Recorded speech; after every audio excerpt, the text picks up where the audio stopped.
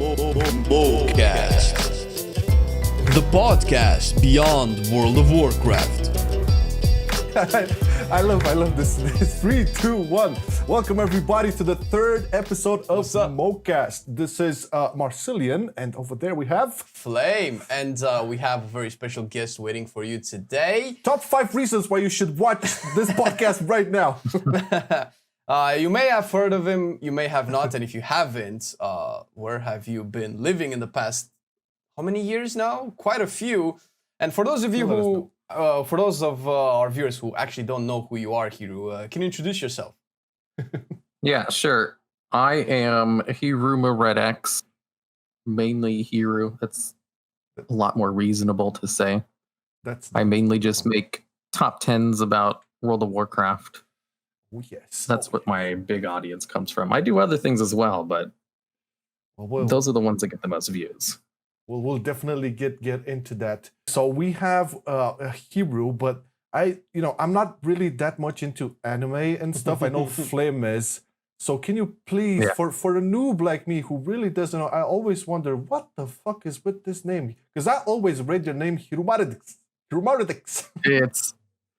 It's Hirumaredx. It's really bad. Like, this is the first channel I made when I started doing YouTube, and I just had a whole bunch of different stuff on here.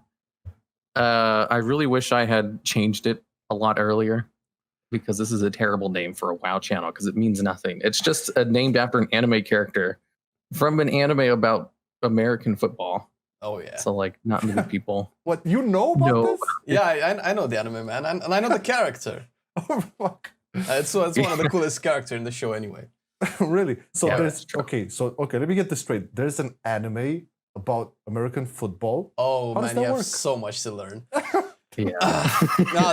There's a whole genre of anime where it's sports themed, and the sports anime are surprisingly entertaining. I actually learned a lot about American football, and I was like always with Google open. I was like, is that really a thing? Do those positions actually exist? Stuff like that. It was actually really cool. That's what got me to play football in high school. Was the anime. It got me to buy an American football, an actual football. Did you play with it though? Yeah, I can averagely throw it, but I didn't have anybody to play with. Nobody plays American football here. All right. So here, you actually played American football. Did you like have any, I don't know, career dreams about it, or how did that work? Oh no, I purely played because of the manga or anime, and it turned out I was really good at it. But really? I'm really short too, so there was no way I was going to go further than high school because I'm only 5'6". Which I don't know what that is. I think you're about as tall as I am. Surprisingly, what position did you play? I was a defensive tackle, a position where you really need to be big. Yeah, it's a tackle. Okay. You asked what position, like you know. What do you know? What defensive tackle is? I don't know if I know them all, but I know a few. All right. Well, defensive. It's like a lineman. It's the big guys in the front. You just try to go in and try to tackle the person who's throwing the ball or has it. I know that from movies. I think I saw that in a couple of movies. I think where he's coming from. Well, guys, you should know. Like, we asked Hiru if he wants to do the whole webcam thing, but you do know if you go on YouTube and search Hirumaredx, the whole name, there's actually a search term with his name and face. People are actually wondering how this looks like. It's a really tight kept secret, guys. So this is what you're gonna get, okay? No, we're not about to spoil the beans for sure. No. I mean, like, I have a webcam and everything. It's just my content is much better if I don't show people what I look like. I get it. Because it wouldn't add anything to it. I get it. Although I've met people at BlizzCon and stuff. There are pictures of me out there with fans. Man, okay. It's just they're hard to find. Okay, my friend. So I tried to do some research on that. I did some backlog on that. I looked for pictures, but everything I found with you was blurred out. So I found a Twitter picture or something from BlizzCon. I don't know what year it was with you. And it was you. Yeah, it was like 2 years ago. I think so, yeah. And your face was like all redded out. It's like similar to the logos. That's the one I took myself. Like all the ones that I took with fans, like the ones they took on their phones and everything. They asked me if they wanted me to blur it out, and I was like, no, it's fine. I don't care. All right. I just blurred out myself and my own stuff. Well, I think that's after a certain point, it kind of becomes a thing, right? You can have a thing, and it's. I think it's cooler to have a thing than not have a thing anymore. I mean, it's just like, I'm not good looking, so it wouldn't really add anything to it. Oh, And Hiru. I'd rather people use their imaginations because I probably look 10 times better in their minds than what I actually do. Well, And I don't need to do it for the kinds of videos I make, so That is true. it's more of a business decision. If it makes you feel any better, whenever I hear you talk, I picture Hiruma talking, and it doesn't match because the character is so different. But yeah, I look nothing like the character. okay. Well, it's fine, I guess, because at this point, I think it's part of the brand. If you want, like, what's Hiru's face, and the fact that there's search terms on YouTube's with Hiru's face, I think it's pretty telling. But anyways, that's pretty funny. All right. We got into it a little bit. Okay, let's go into the world of Warcraft a little bit, Hiru. So we're gonna do like upside down right now. We're gonna start off with Shadowlands. You got into the alpha and beta, Yeah. I'm presuming, because I saw you did a couple of videos on that.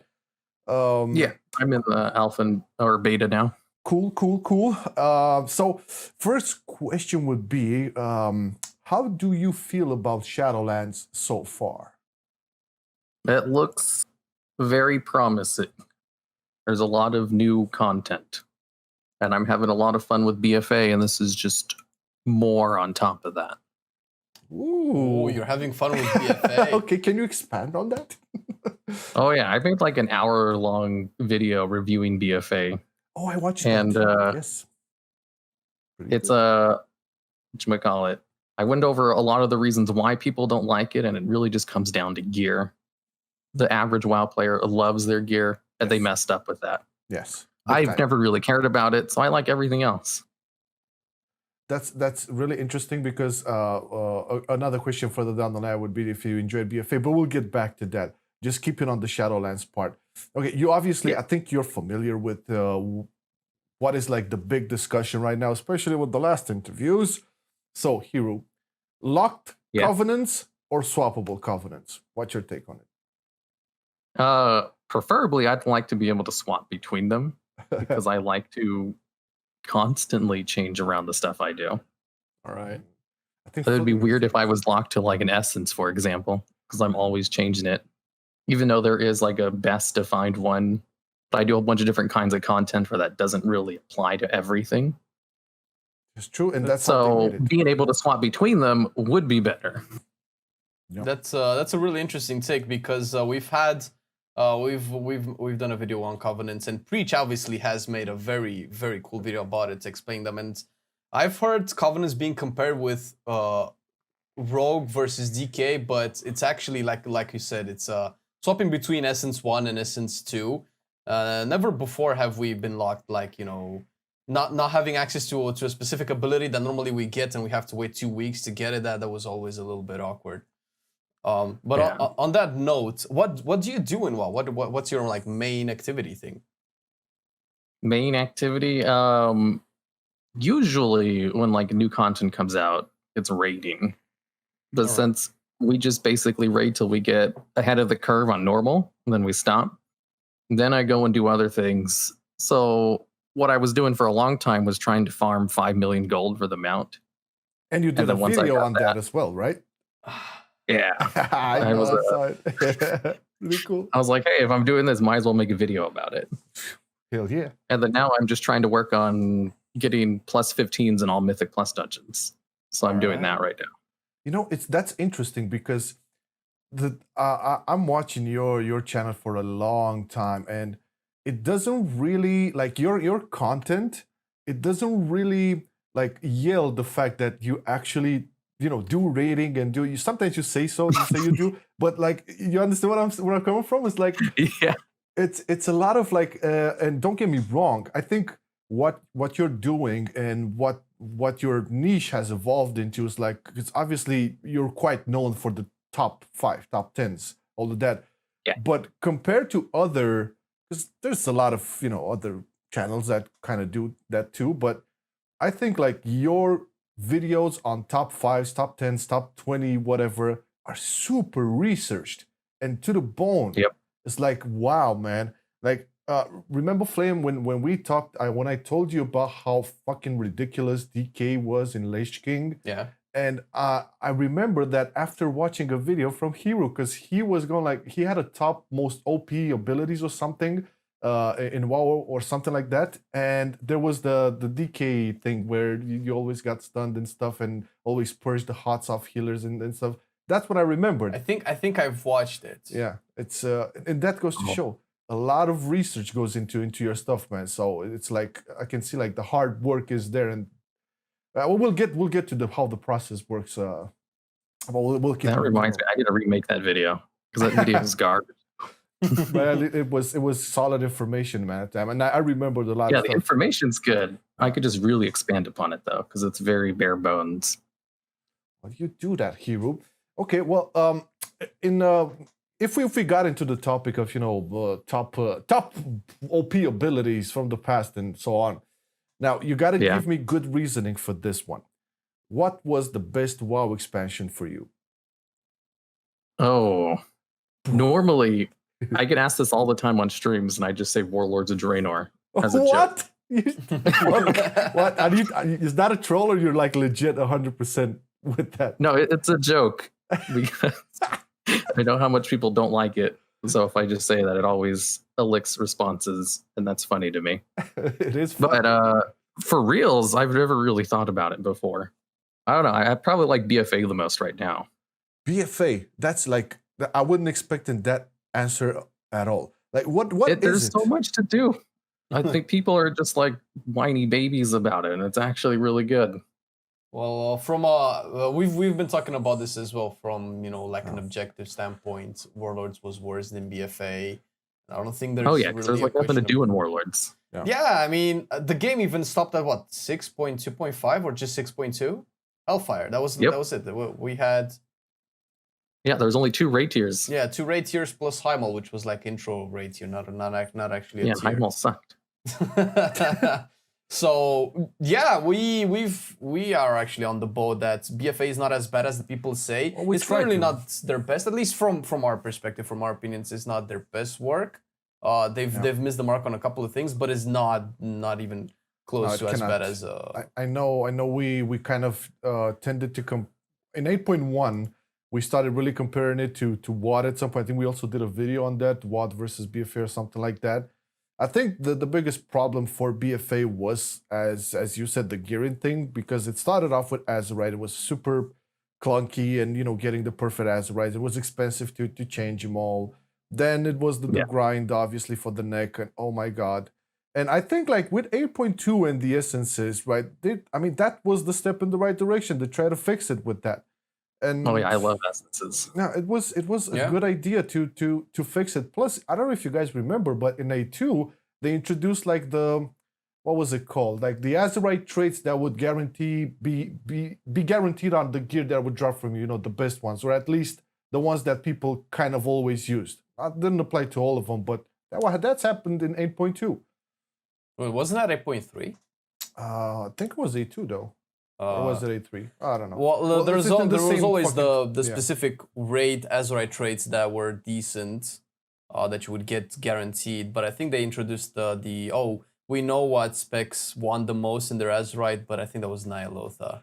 Yeah, it was in the same train basically to try to get things right. But it's been hard to like keep because obviously people love drama and they love toxicity and stuff. And it's a good way to get views. Yeah, and if you dare to come up and say, hey guys, there's good things too about this, and we try this all the time. Obviously when they fuck up, we point it out. But at the end of the day, it's not all that grim. The what was it? The outrage culture nowadays that it is.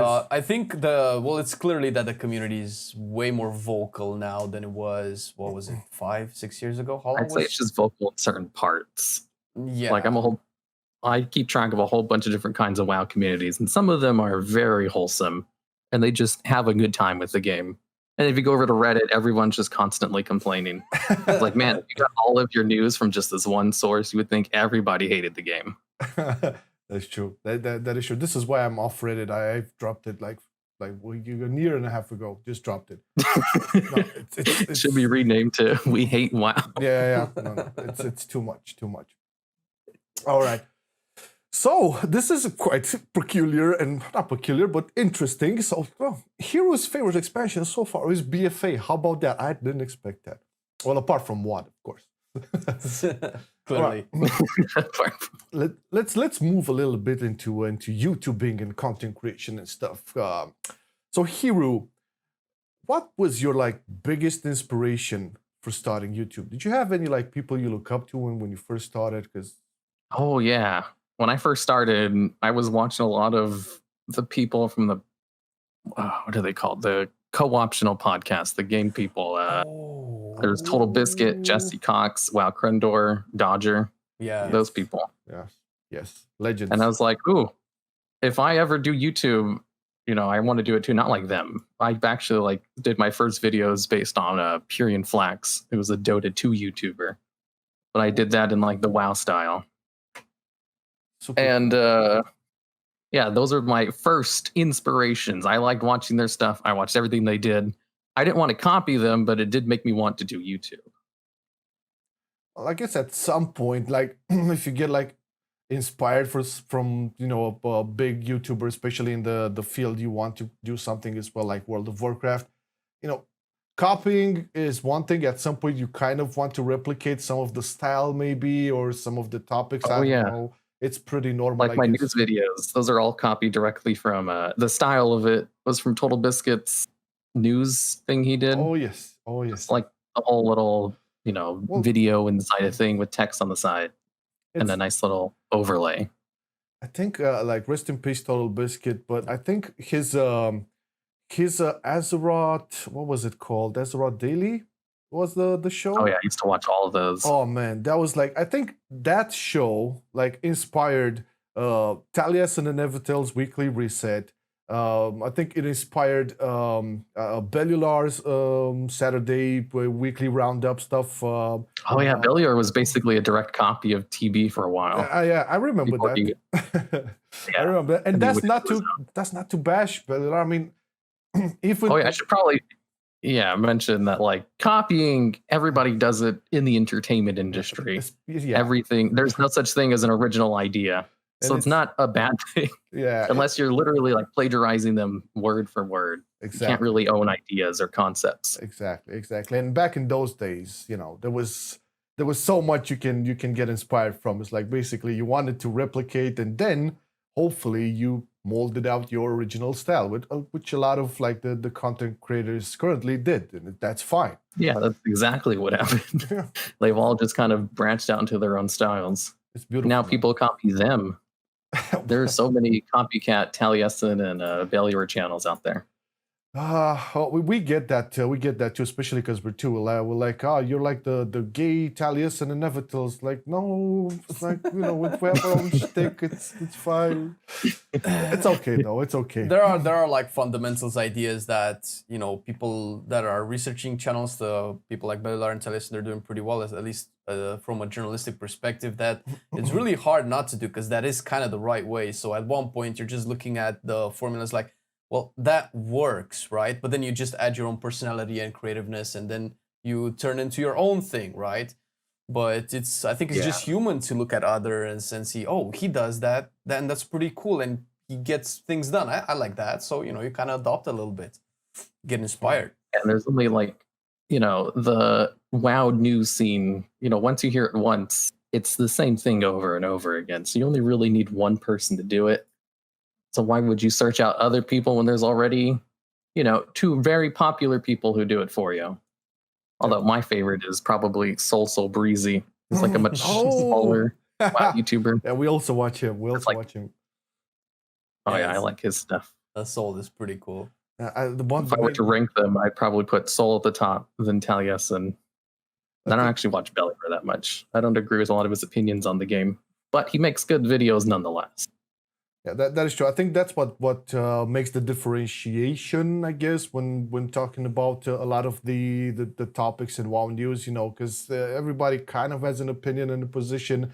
Plus, the delivery is different on everybody, so you have to vibe with that too. I think Soul has one of the best voices in World of Warcraft content creation. Period. He should. Oh yeah, he's a lot more neutral than all of them. Yeah. Well, one other question for you, Mr. Hiru. How the fuck do you manage running 2 channels, or actually 3? Because I think you also had the pet battle ones. I don't know if you updated that in a while, but I know for sure you're running 2 actively, the Azeroth Weather channel and Hiru. So how does that work, man? I recently started up a 4th one. Oh, there you go. But what I do is I just have a lot of editors. Oh, can you? So currently I have 1, 2, 3, 4, 5 editors. Wow. And I have 2 of them working on the WoW channel, 2 on the Yu-Gi-Oh channel. And then I have 1 working on the new one. And the new one is... And I basically just spend all day writing scripts and then setting up videos and sending it off to them. Oh, so how does that whole process work? You make the script and you obviously record it, and after that you just send them to the editors and they do all the rest, or how does that work?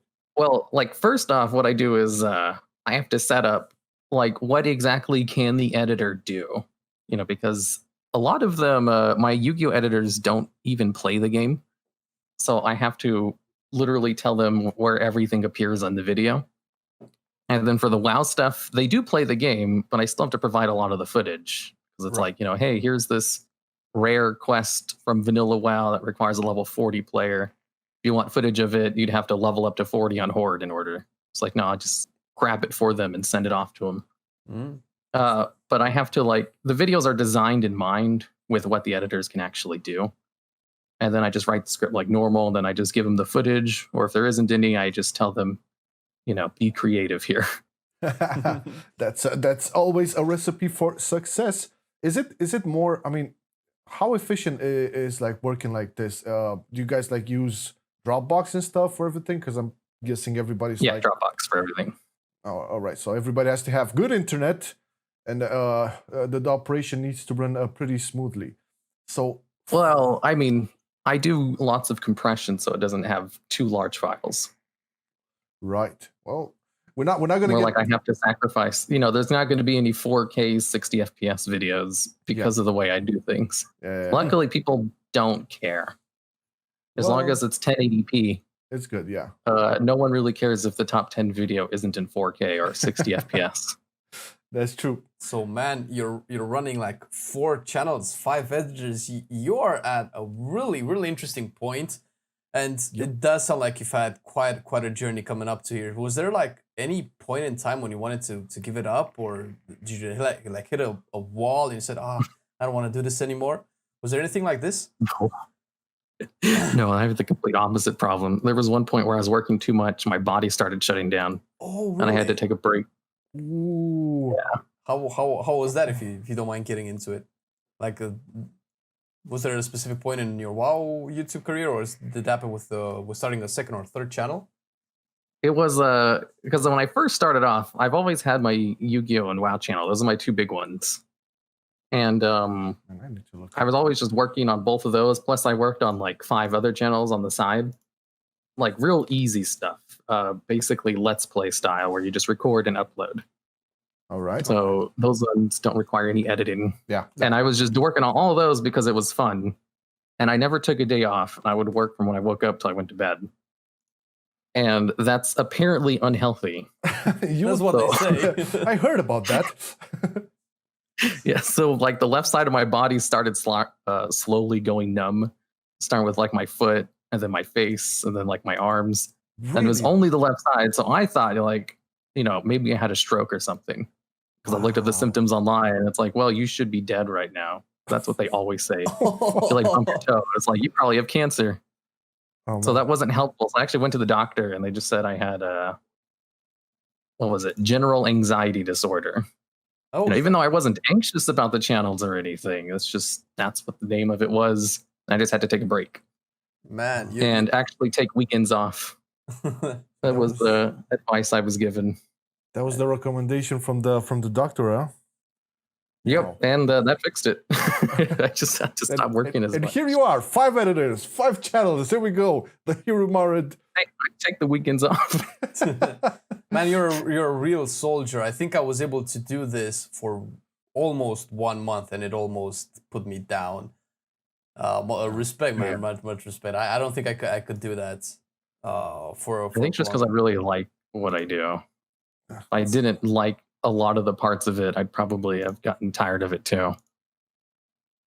Wow. Okay. So let me ask you something. This is like really interesting. But now with all of this said, Hiru, are you thinking of making more channels? Maybe different games or topics? Is that in the plan for you? What I do now? Yeah. No, because no my Yu-Gi-Oh channel, it's closing in on 150,000 views. No, subscribers. Oh, it already gets more views than my WoW channel. It's doing super well for itself. But that's about a completely different topic, card games. And I recently started up a new one, a D&D channel, which I think has promise, but it's like in the early stages, only 500 subs and 2 videos. Oh man, I gotta look that up. Is that D&D? How do you find D&D? It's really interesting to find D&D fans all over the internet, especially in the community. And I'm always curious, like how did you start with D&D? With D&D, one of my friends just got me into it. She was like, "Hey, we should do a D&D campaign because my brother is a DM." I was like, "Okay," and we played. It didn't go very well, but I kind of liked it, and we played another game, and it went much better. And then I've just kind of been playing it ever since. And I currently like DM 2 games myself, so it was only a natural extension of it. That's pretty cool. It's pretty cool. I always wanted to get into D&D. I brushed a little bit with it, but I never actually got into it. But I always like to watch. It's very time consuming. Yeah. No, but it's super fun, and I always find it super fascinating. I played like very basic versions of it, I would say. But I loved like Matt Mercer's video on it. I watched Matt Mercer a lot. Critical Role. It's beautiful. What's the name of the D&D channel, Hiru, if you don't mind me asking? It's called the D&D Logs. D&D I'll type it in Discord.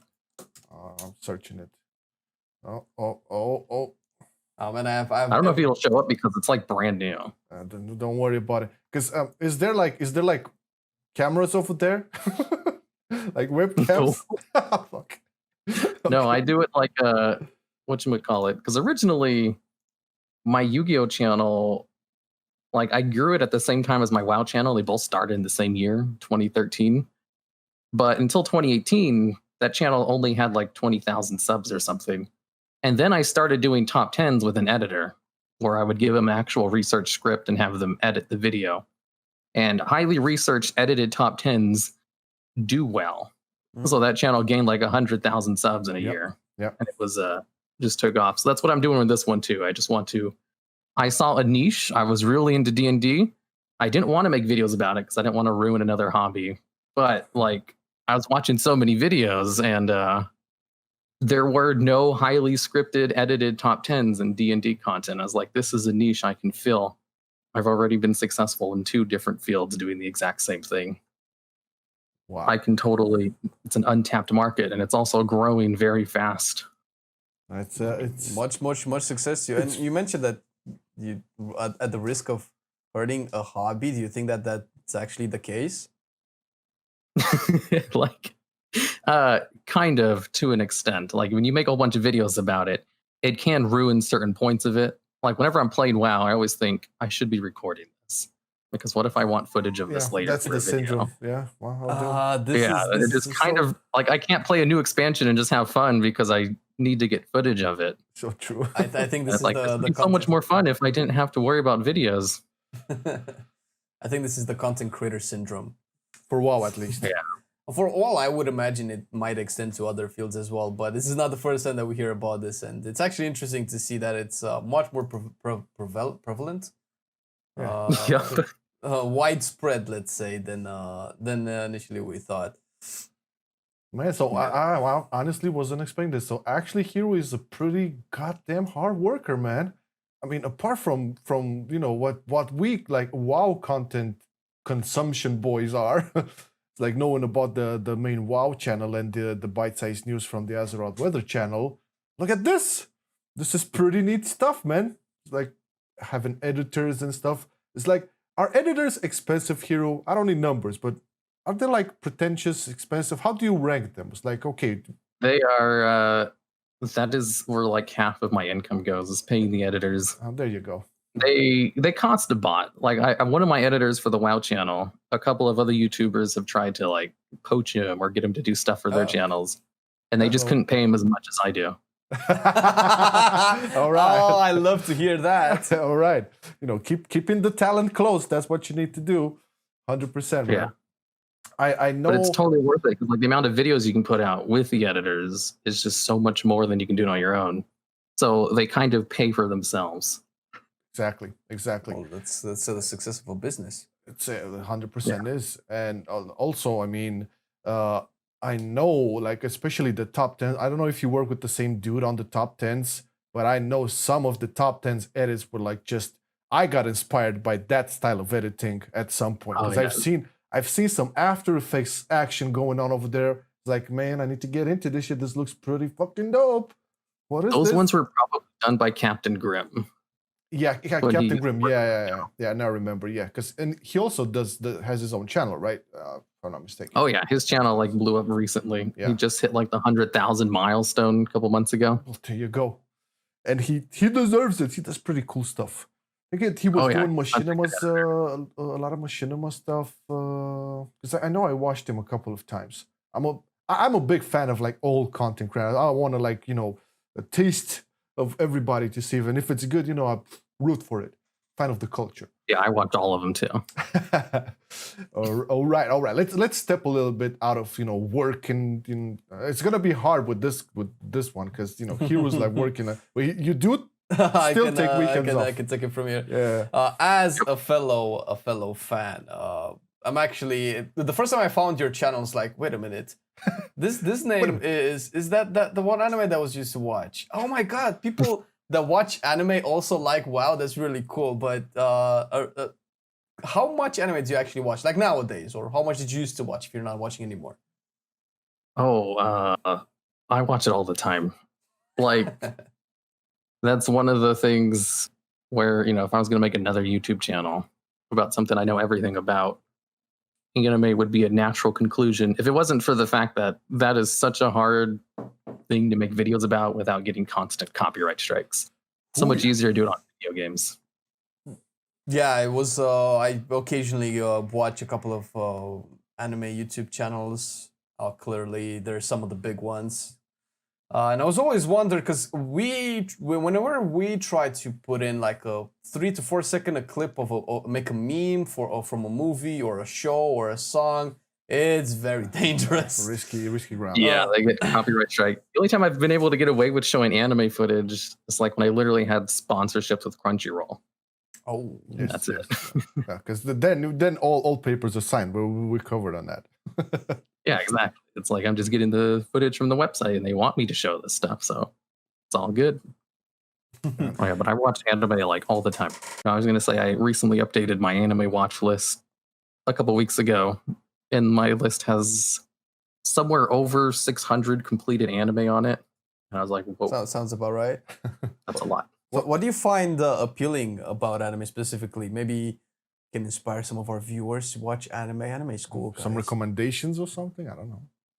Oh, good question. I mean, it's just like any other form of media.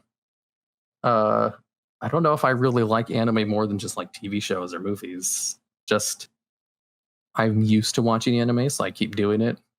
So and I kind of like some of the plot points they're able to do in anime that don't really show up too much in TV shows. You know, because like one of my favorite genres of anime is slice of life, where it's just following high schoolers doing normal, stupid stuff. There's like no plot. It's very relaxing. I love that stuff. They don't really have that in normal TV shows because it's not appealing. Well, there have been some in the recent years, at least some movies that have received a lot of awards, like really good cinematography.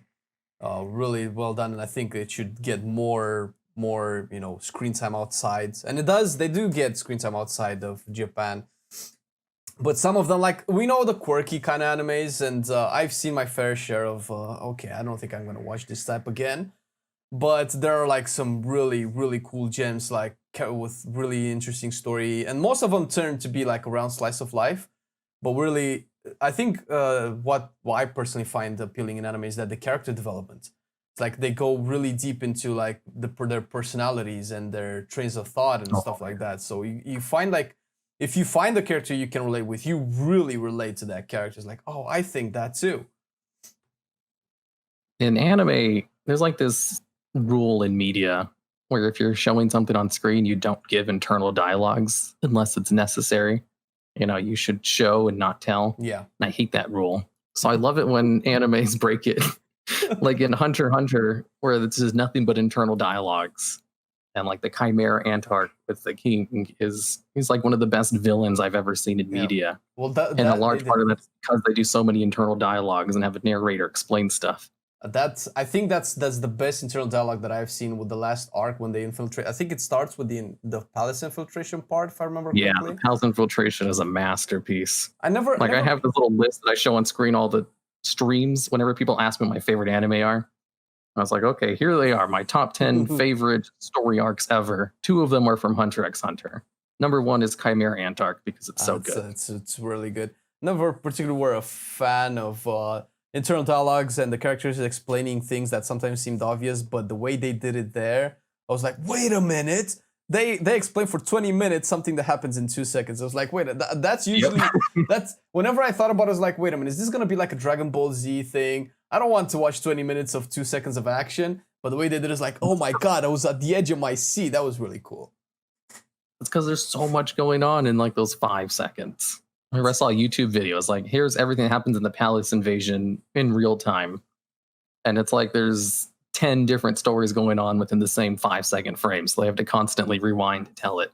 Yeah. And then there's so many things that are going on that are like, if you make one wrong step, you die instantly. It's like, ooh, the tension's there. Do you guys watch it in Japanese, or do you watch it like subtitle or something? Because I tried to watch it once and it was all in Japanese. I'm sorry. It's for me, it was I watched it in Japanese with English subtitles, but it took a while to get used to it. But after that, I couldn't go back. Oh. Yeah, you just get used to it. Like I watch both. All of the new ones come out in Japanese, but I also have like a playlist of ones that are in English that I can listen to while I play WoW. All right, you anime, what's it called? I have nothing to say on this stuff because I'm like 0%. I don't know. I'm just. I know. I'm sorry. Whenever I'm streaming, because I know people just glaze over. What are you talking about, man? You watched Afro Samurai, right? Well, Afro Samurai, that was different. That's like the only thing that I watched from beginning to end. But that was like what, 8 episodes or something, and that was like 4 episodes.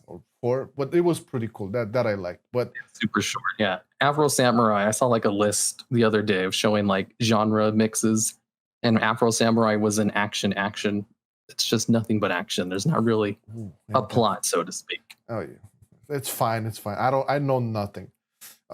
I'll just casually move the talking points from the anime. All right, and I'm curious, Hiru.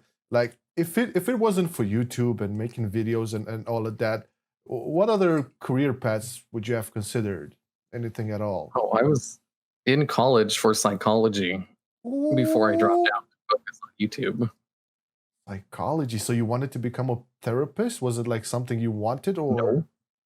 I just wanted to go to school because, it looks better on your resume to say that you've completed college. And I didn't really care what it was. So I just picked something I was interested in. Super cool. And that's all it was. I just wanted to go to say that I went. And, I was going to leave what I was actually going to do for a living to future me. And he decided to be a YouTuber. Oh, well, what a good segue into the next bit here. Because here's something for you. If you would have the ability to take it all back and basically start from zero, would you do something different or make any different choices? Oh, man. if I could take all the knowledge I have now and go back in time, it would just be, I don't know, I would have such a huge advantage because like I've already grown a second channel with the advantage I have Yes. a couple years ago. So I know it works. So what I would do is just what I do now, like literally right now, and just do it back then. How many channels do you think you could manage? Wait, what'd you say? Well, if you like go back with all of your knowledge right now and the knowledge to grow new channels, how many channels do you think you could handle if you had to start over? Oh God. I would definitely just focus on like the main two.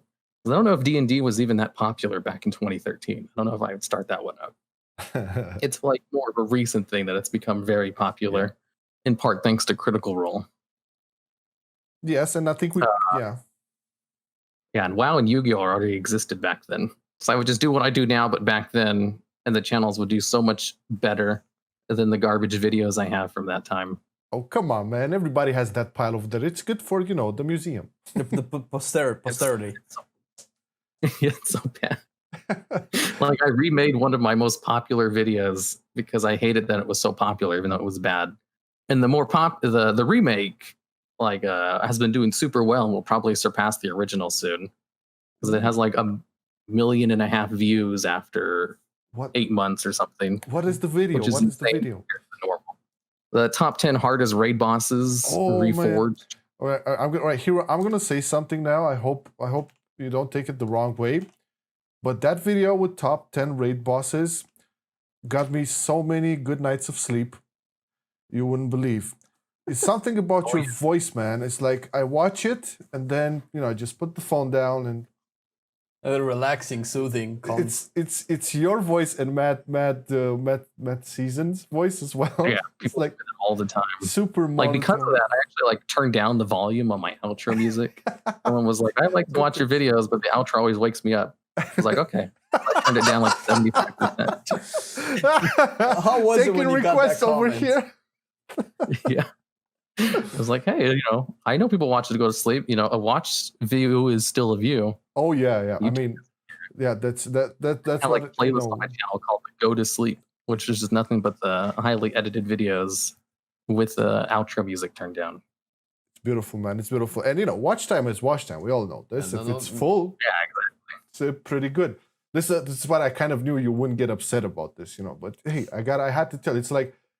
It's for me saying this is like one of the biggest compliments. If someone would approach me and say, "Hey man, I always fall asleep to your videos," like, "Oh, good shit, man. Sleep is important." I'm glad I'm contributing. Not a lot of people can boast having a good, relaxing, soothing voice. And that kind of voice attracts people. And you get you said a view is a view, but when you can turn that view into a listen as well, I just turn on my phone to one of your videos and I do other things where otherwise I would not because I had to watch it. Then that's a big plus. Yep. Yeah, I know people do that. That's why I like to overly explain things at certain points. You have to look at the screen. You see, Hiru is a smart man. You understand? It's like he got it all figured out, and he said, "Well, Hiru, obviously, we all know, and it shows your videos take a lot of fucking work. And now that we know you're working with different editors and stuff, it's like." For me at least, thinking about like what needs to be in place organizational wise. Do you have I'm curious, do you have a system or a schedule or something, anything worked out like that, or is it just freestyle everything? How does I have 3 different ways I track, 4 or 5 I think different ways I track everything, because I have a to-doist list which allows you to have repeat events show up on a thing that I open up every day. All right. So today it's telling me do all my chores and stuff, which animes are airing today. And then weekly things I need to watch.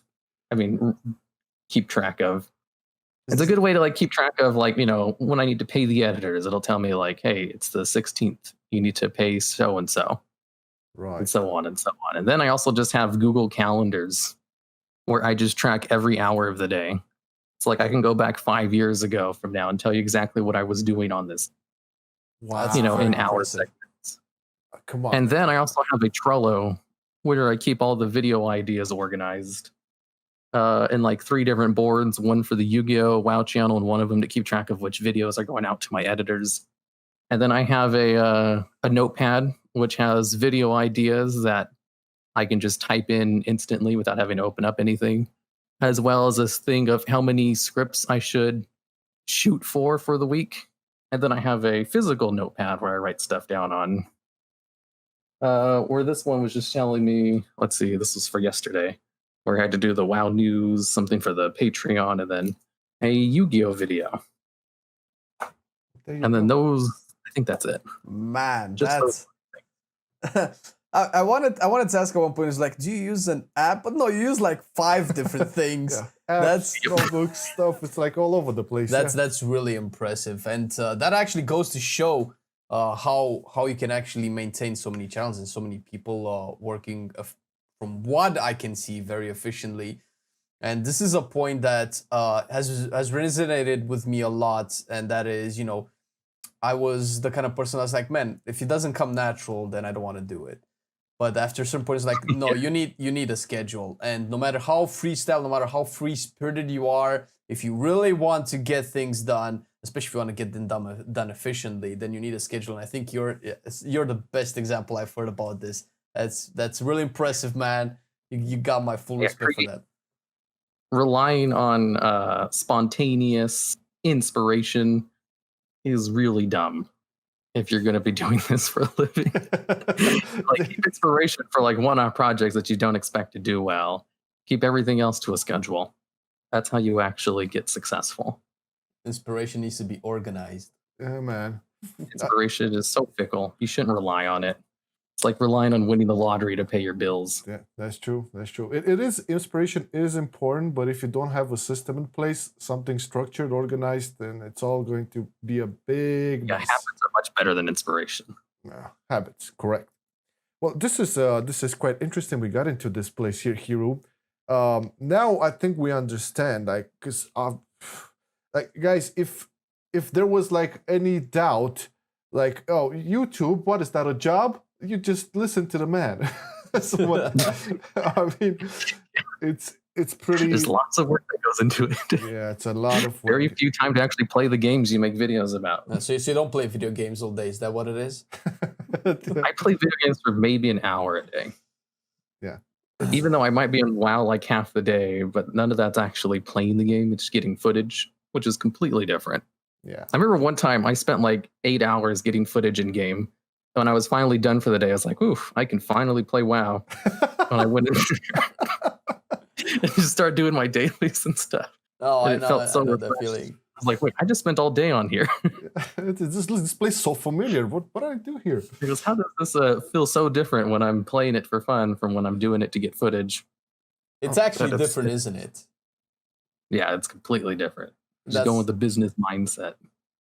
I run into that very specific thing. For most of our class videos, I do most of the footage, and then I was like, man, I really want to play WoW, but I recorded so many hours this week. Same thing. I just want to play. I want to not have to worry about recording anything and just relax and do my own thing. I love it when I have footage of something and I was like, I don't have to get footage of this. I can just enjoy it without having to turn on the record. Those rare occasions when you can just chill. Precious moments, I would say. Oh man, yeah. It's this obviously now. A lot of the folks who are watching or listening, kind of got the gist of what really goes behind what you do, and I'm curious with all this, all this stuff. Yeah, you keep track of, and you said you it seems like you're super organized. It's like, is there like anything extra that maintains you to be productive and focused? I'm pretty sure you get moments of like, man, I'm so lazy today, but I gotta get this thing done. Is there any like stimulant or something like that, or is it just all part of the system for you? No, there's definitely moments where I'm lazy and I just take like half the day off. It happens. In those moments, I just don't stress about it. Yeah, just let it happen. Did you ever like got into, I don't know, reading books on self-improvement or something like, or not even? Oh yeah, I read tons of because like that comes from my background in psychology. Like Right, here we go. self-help, Here we go. basically psychological books, and I love reading those, and I read them all the time. I've read so many like YouTube, how to do YouTube stuff. Really? Cool. And all of those are basically just confirming like I'm already doing everything. There's nothing new. There's a couple of that's like you can always learn something new, but most of the time it's just reaffirming stuff or seeing how things have changed over time. But like you can't make videos less than 8 minutes because you won't make any money from ad revenue. Yeah. You also can't make videos targeted towards children or videos with controversial topics in it because you won't make money with those. We know the COPA. But they actually changed it recently. Yeah, you can make with 8 minutes too with the ads thing. Yeah. I know. Yeah, the 8 minutes thing. Yeah. That's I love that. I can finally go back and monetize some of my shorter videos properly. Like, do you ever get comments on those videos where you have like, I don't know, 2 or 3 ads places like, why are you putting so much ads, man? I cannot watch the video. Did you ever get that? I'm just curious. Like maybe once a month. Oh, okay. So we're in the safe. Yeah, we're in the safe. Okay. All right. Back. It's to more books. like this type of YouTube because, like, on the Yu-Gi-Oh side, people are super used to it because everyone does it. On the WoW side, it's a lot more different and fickle because not every YouTuber even uses mid-roll ads. Yeah. So if I ever get comments, it's only on the WoW channel, even though they both do the same thing. It's gonna be interesting. But back to the books, Hiru. Like, is there like any book or books you would recommend that actually helped you a lot in your journey, so to say? Not necessarily YouTube books, but development or psychological, wherever. Probably The Power of Habit. That one's pretty good. Or 40 Things That Make You Miserable. That one's great too. It has lots of. Wait. Hold on. I want to know some stuff down, man. That one's more of a general anxiety stuff. 40 Things That Make You Miserable. I know The Power of Habit. I've read it. It's awesome. I recommend it. But this one, I don't know. 40 Things That Make You Miserable. Yeah. All right. Or I think it's like 40 Ways to Maximize Misery. I think it's what it is. It's written in a style of like, do you want to maximize your misery? Well, here's how you do it. It's like tongue in cheek, like, do the opposite of these things if you want to have a better mental health. It's an interesting approach. It's cool. super good. Yeah. And do you actually, I don't know if you're going to have the time for this, but I'm going to ask, do you listen to podcasts like in the same field, like, I don't know, personal improvement or psychology or any podcasts? No, if I listen to podcasts, they're mainly World of Warcraft ones. Oh, what would you recommend on that front? Oh, I don't listen to them as much as I used to anymore. I remember I really liked the Dark Moon Herald. The Dark Moon Herald. They were great. I don't think I've heard They have like very good production values for a podcast. Most podcasts, I don't know if any of the WoW podcasts are even that popular. I think The Instance still is with Scott Johnson. I listened to that from like a long way long. I listened to a lot more podcasts when I had a long drive, when I still had the part-time job a long time ago. Part-time That was job? the best. I used to go running too. That was great. What was the part-time job about, if we don't mind me asking?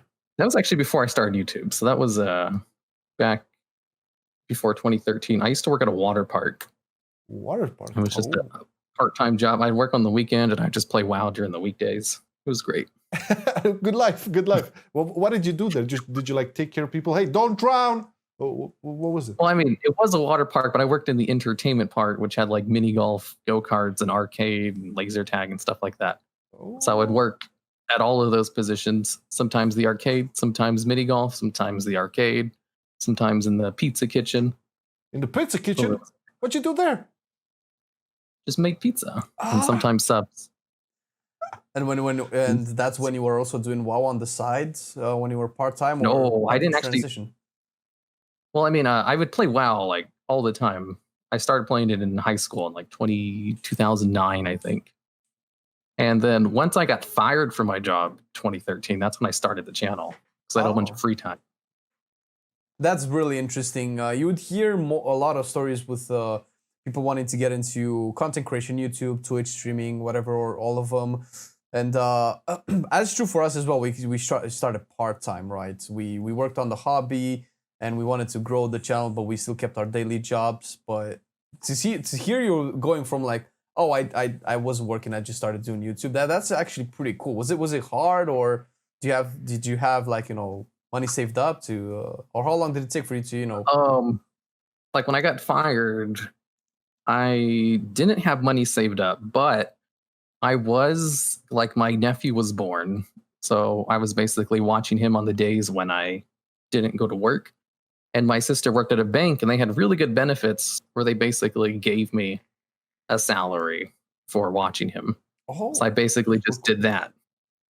So I was just the full-time watcher for my nephew. It didn't pay a lot. It was maybe like $200 a month, which was just enough to pay my very cheap bills and to like spend $10 a week on food.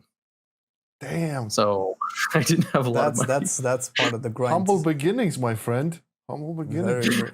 So you heard like it $200 here. a month for like 2 years. Man, do you mind if I put that in the thumbnail? I really want to put this $200 per month. You can do whatever you want. Yeah. Oh man, that's so cool. That's so cool. Yeah, like the channel didn't start paying my bills until like a year and a half after I started. So like late 2014. Sounds about even right. though I started early 2013. But again, you found this like really cool niche, and again, man, I think like the videos, the content that you do, it's always, first of all, it's a joy to listen to, but then like informational wise, is like top notch. I think we can speak for both of us. Like we really appreciate super good researched. Garage did nothing wrong was the video that sold me. Yeah. My April Fool's video. No, the thing is, I like the character a lot, and I didn't like how they made it, how they turned him into Mob. Oh yeah, Garage is great. Yeah, and I saw I your love videos, how they have like piece of lore in game where the Garage we got in our timeline is like the only bad one. In every other timeline, he's like the best horde leader ever who unites the horde in alliance. We have the only bad Garage. And I think that is a hilarious canonical point in the WoW universe. It's like we exist on the bad timeline with Garage. Every single other one loves him. Bring Metzen back. Metzen. Oh man, we're getting close to the 1 hour mark here, man. So okay, Hiru, before we like make the closing ceremony, I don't know what the fuck to call it. What advice would you have for like content creators thinking of starting right now? Doesn't matter if it's WoW or anything else. Well, what would be your like? That's easy. Just get started. Like I remember, because I read a whole bunch of self-help books on this, and I remember 2 of them I read around the same time were like How to Succeed in a Creative Field, and both of them spent the first half of the book giving tips on how to get started, because that's like the biggest hurdle people have is they want to do it, they have ideas, but they are too afraid to start, even if they're not aware that they're afraid to start.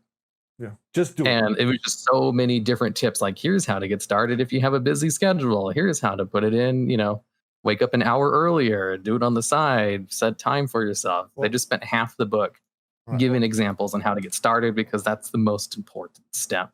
Yes. Because so many people fail at that. What was the name of the book? And then afterwards, there's a whole bunch of stuff you need to know. Well, yeah, that comes with the time. Can you say again the name of the book? Oh no, it was just it was 2 different books. I don't remember the names of either of them, but I would assume that would be the sentiment in every book about the get started thing. Like, yeah, I think the book was literally just called like How to Succeed in a Creative Field. And I think one of them had like a picture of a donkey on the front of it. Okay. Then I wrote it down. Yeah. I mean, there's so many self-help books, and they all basically say the same thing. All right, guys. So just to put it down here, you can Google this stuff up, like right? So in Hiru's recommendation, first off, you know, just get started, right? When you get with the YouTube thing or content creation thing, and then the books, The Power of Habit, which I also read, it's really good. 40 Things That Make You Miserable. You Google that because we don't know exactly if that's the title, and How to Succeed in a Creative Field. So if you don't take it from Hiru, who are you going to take it from? I mean, you just listen to the guy. He's like a machine. Oh, man. Well, You know, I actually did like because I log all my hours, and until like a month ago, I would only work like 25 hours a day on average. What? So it's not that much. Come again? Just 25 hours a day. What? No, 25 hours a week. Sorry. 25 is not even 25 in a... I was thinking, I was like, holy shit, I have this whole wrong. I need to it's start like, over. Back to the drawing board. Yeah, let me check my calendar. No, 25, that's like less than part-time hours. Yeah, but obviously That's 25 efficient hours, though. Yeah, man. Yeah, it's really efficient. And it's always it's a long journey, and it's from 2013 up until now. Developing new channels. Being able to reach out and work with different editors and having all this system in place. I think it's like pretty goddamn remarkable and inspiring at the same time. Oh yeah. Yeah, man. Well, I want to thank you for being this open. This is the 3rd episode recorded right now, and I'm still in shock on how open people are. It's like the first 2 about. I'll have to watch those. Well, usually whenever I'm invited onto a podcast or a YouTube channel, I always watch all of their stuff, to get a feel, like, make sure they're not controversial. No, this is a bit different. I watched a couple of your videos and I was really impressed by it. I was like, okay, I didn't know if there was any other episodes of this though. No. So this one, the first episode will air out Is it next Monday? Next Monday, yeah. Well, when this episode is out, there wasn't any up yet. Yeah, it's gonna be the first one is with Noble. Ooh, good start. Yeah, then the next one is with Mr. GM. Third one is with you. Then it's Soul. There's a bunch of list of people. Soul's great. I cannot wait to talk to Soul too, man. It's like it's this is what it's all about. But it's cool that you've been so open, and thank you once again for the conversation. It's been a blast. It's been inspiring. I hope people that listened and watched as well got the same vibe. You want to add anything to this, man? No, it's I'm still thinking. To be honest, when we started this, I was like blown away by how much work I have to do and like how efficient we have to be. And hearing you talk about it, I was like, oh, there's so much more to do. I'm genuinely, like, I didn't joke about it. I'm genuinely impressed. There's not a lot of people who are willing to put this much work and effort, especially into something that, all right, sure, you have 5 channels, it's working pretty great, but it's not a very reliable business. It's not something that you can guarantee that, oh, I'm always going to have this. You obviously have skills that you've gained over the years and a lot of experience in a lot of things. The business itself is a little bit fickle, so no. Yeah, but nothing's reliable. Yeah, if you... If anything, I got all these skills from like playing the auction house back in the day. Is more of an extension of that. I put so much time and effort into making gold in WoW that it basically transfers directly over to making YouTube videos. So cool. This is so cool, man. It's been a real pleasure, man. Like I watched your videos. You cannot tell the personality of somebody just from you watching cannot 100%. Yeah, I couldn't just from watching their content, because some people put a persona out, some people just let out just as much as it's needed. So having these open conversations is actually really, really cool, and I'm so happy we got to talk about this. And personally, I'm just super curious about people. I like talking to people and seeing how they approach life, how they do their thing daily, and how they react. And yeah, it's been really I love cool watching videos about YouTubers talking about their process. Oh well, basically all of those. You'll definitely love the first one. It's so weird because this is gonna be aired out in 3 weeks from the first one. So, but next Monday, sure. Indeed. Watch it. All right, my man. Well, again, thank you so much. Thank you, Mr. Flame. Thank you all for watching, listening.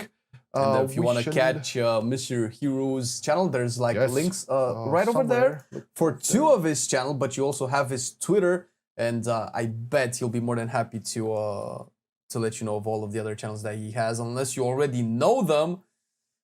Any special plug or shout out that you want to do, maybe, Hiru, in closing? Well, those are all of the World of Warcraft ones. So that's all that really matters. All right. Well, we'll have them in the description there because I don't know all of the other rest, but there's quite a list. We'll get them into the description. They all exist in their own little ecosphere. All right, my man. Well, thank you very much, everybody. We shall see each other once again next Monday with. I already spoiled it, right? I think I'm gonna cut that off, but okay. All right. Bye, everybody. Bye. Still I play WoW. Still I play WoW.